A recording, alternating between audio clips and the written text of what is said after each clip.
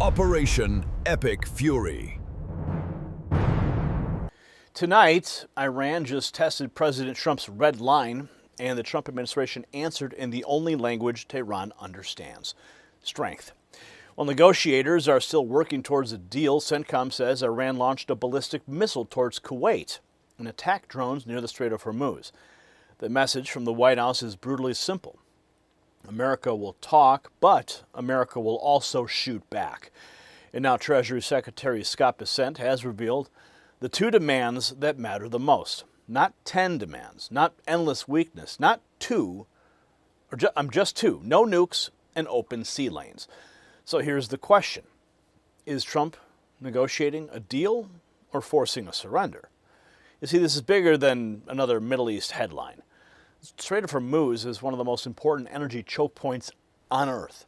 And if Iran believes it can squeeze the world economy by threatening passage, every family in America pays the price through fuel, shipping, inflation, and instability.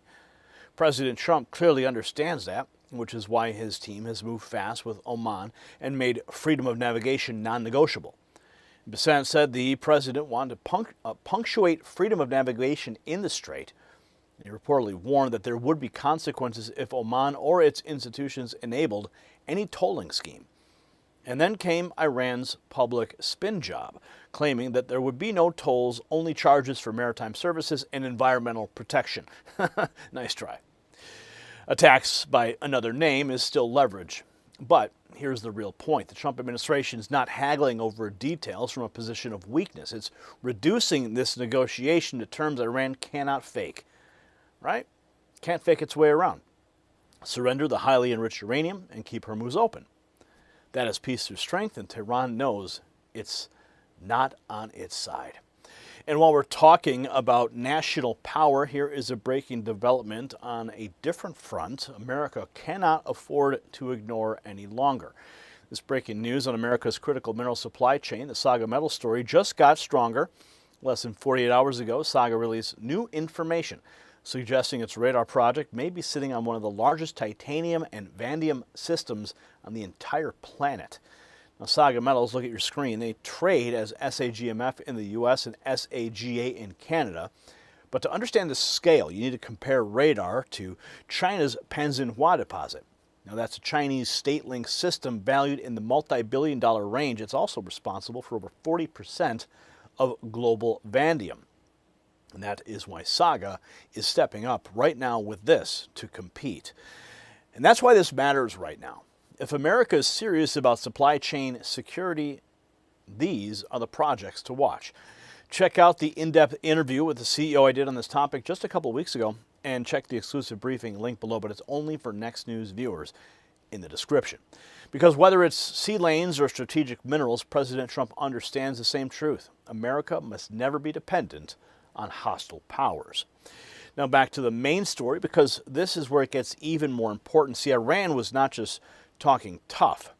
According to CENTCOM, it launched a ballistic missile towards Kuwait and multiple drones near the strait, and U.S. forces responded immediately, taking out the threats before they could do more damage. And that's the part the media always misses. Under President Trump, deterrence is not a press release, it's action. And when you line that up with Bessent's comments and Trump's own warning from the cabinet table, you can see the full doctrine taking shape in real time. So we have this, Iran announcing it will not impose tolls for transit through the strait, but will instead charge fees for maritime services and environmental protection.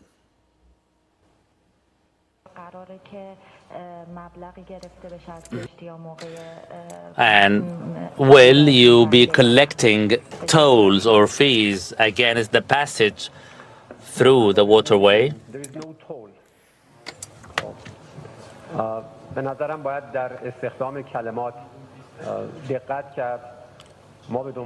We are not leaving any taxes, and we do not wish to collect any tolls.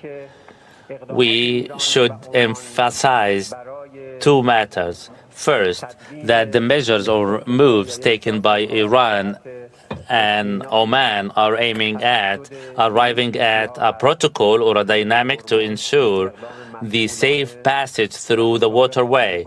This is a very responsible move, and it is in line with international law as well as the national interest of both our countries and, above all, to the greater good of the international community. And it is quite natural that the services provided through this waterway, including navigation and other movements, with respect to safeguarding the environment within the Persian Gulf and the Gulf of Oman, all these acts entail certain expenses. However, they cannot be described as tolls or fees. Yeah, so they're going to use the environmental excuse. Iran tried the word game there. No tolls, just charges with a different label. Now the White House answer was Scott Bessent saying Trump made freedom of navigation in the Strait non-negotiable. The president wanted to punctuate freedom of navigation in the Strait. I had a call with the Omani ambassador this morning, and he assured me that there were no plans for tolling the Strait. As he said, our countries have had 200 years of good relations. He wants to have another 200 more. And I told him that this was a non-starter, and he did not want to risk either the Omani individuals or Omani financial institutions getting sanctioned. So Bessent making clear Oman got the message on the sanctions. Next, he raises the pressure on Tehran itself, laying out Trump's red lines on uranium, nukes, and open transit. Been going back and forth, and President Trump has made it very clear, he talked about it at the cabinet meeting, that he has several red lines. And Iran has to turn over their highly enriched uranium. They cannot pursue a nuclear weapon. And the Strait of Hormuz, back to your question on energy, has to free transit. Navigation of the seas has to be free and open as it was before. So he's not going to take a bad deal. He's going to make a great deal for the American people. And that's what President Trump does best, making deals, and the red lines are clear. No bomb, no leverage over the Strait, no bad deal. Overnight, CENTCOM says Iran pushed anyway with a ballistic missile towards Kuwait and attack drones near Hormuz. Fox reports that they had Iran carried out an egregious ceasefire violation overnight. President Trump said a deal with Iran was largely negotiated. Now he says talks aren't quite there yet, but he still says an agreement is within reach.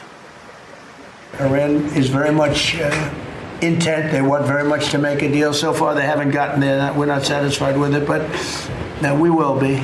We will be either that or we'll have to just finish the job. But their Navy is gone, as I've said 1,000 times. Their Navy is gone. Their Air Force is gone. Everything's gone, and they're negotiating on fumes. Perhaps complicating matters this morning, the Islamic Revolutionary Guard Corps says it targeted a U.S. airbase in what CENTCOM calls an egregious ceasefire violation. And CENTCOM says Iran launched a ballistic missile toward Kuwait that was successfully intercepted by Kuwaiti forces. Iran calls it retaliation after U.S. forces shot down 5 Iranian one-way attack drones over the Strait of Hormuz. The U.S. says it also hit an Iranian ground control station in Bandar Abbas before it could launch a 6th drone. Both nations are warning of more aggressive action if necessary. President Trump is threatening Iran and Oman if they strike a deal to control the Strait of Hormuz as well. And he's brushing off concerns that he's facing political pressure from the midterms, maintaining Iran can't have a nuclear weapon. Secretary of State Marco Rubio says they'll see if they can make progress in the coming days.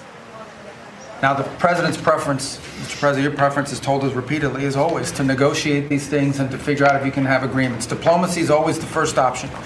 And we continue to work on that through your envoys, Mr. Witkoff and Kushner and others, the vice president, who've been very involved. And if there's an agreement to be made, we want that to be made. And regarding Iran's stockpile of highly enriched uranium, the president says he's not comfortable with Russia or China taking it.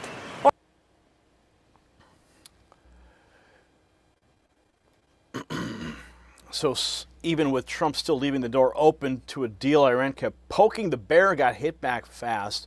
Department of War literally telling people that the Patriots are in control. Here is what they posted. Department of War, take a look at this post. Good morning, Patriots. Good morning. Patriots are in control. We are locked in. So continuing here, we have the post capturing the mood. Lindsey Graham says they should change the Nobel Prize to the Trump Prize. This off. If he can get Saudi Arabia, the center of Islam for the entire world, to recognize the Jewish state Israel, he will have ended the Arab-Israeli conflict that's been going on for thousands of years. They should change the Nobel Prize to the Trump Prize. If he can do that, and I think he can, it's the biggest change in the history, in the modern history, and in the ancient history of the Mideast, where the Arabs and the Jews live together, where it becomes a center of power economically, not a powder keg. And once you put Iran in a box, and he's going to do that, we're going to have peace between Saudi Arabia and Israel. Nobody thought that was possible. I believe it's possible. And there's one guy can do it, Donald Trump. So Graham talking big about Trump's ability to force peace through strength, and the battlefield receipts back it up. The Pentagon says U.S. forces took out Iranian drones, and Trump warned Hegseth is ready to finish the job.